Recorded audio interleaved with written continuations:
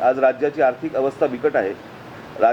सरकारकडे योजनांसाठी पैसा शिल्लक नाही। मराठी तरुण तरुणी नोकरीच्या प्रतीक्षेत आहेत।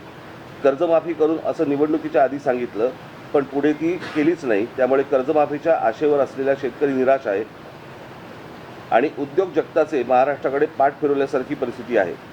जेव्हा सांगण्यासारखे किंवा ठोस दाखवण्यासारखं काहीच नसतं तेव्हा फोडा आणि राज्य करा या ब्रिटिशांचा मंत्र इथे वापरला जातो। अशी शंका यावी अशीच पावलं सरकारकडून उचलली जात आहेत।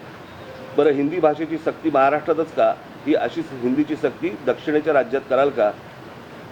आणि करून तर बघा, तिथली सरकारं पेटून उठतील, पण इथल्या राज्यातील सरकार आणि त्यातील घटक पक्ष निमूटपणे हे सगळं खपून घेतात। म्हणून ही सक्ती केली जात आहे।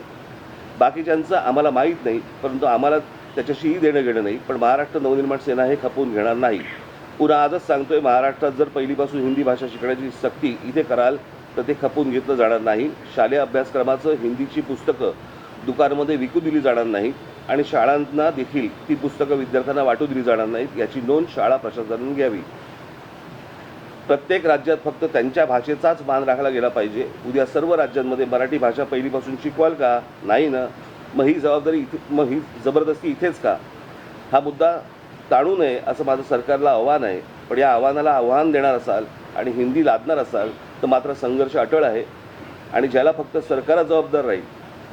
त्यामुळे सरकारने लोकभावनेचा आदर करत हा निर्णय मागे तात्काळ घेण्याचे आदेश द्यावे। माझ्या महाराष्ट्रातील तमाम मराठी मातांना, भगिनींना आणि बांधवांना, तसेच माझ्या मराठी वर्तमानपत्रात आणि मराठी टेलिव्हिजन चॅनल्सवर काम करणाऱ्या सर्व बांधवांना आणि भगिनींना देखील विनंती करतो की यात कोणताही वादविवाद न करता याचा निषेध आणि विरोध करावा। आणि हो, महाराष्ट्रातील इतर राजकीय पक्षांना जर थोडं जरी मराठी भाषेबद्दल प्रेम असेल तर ते देखील त्याला विरोध करतील। आज भाषा सक्ती करत आहेत, उद्या इतर सक्तीचे फतवे काढले जातील।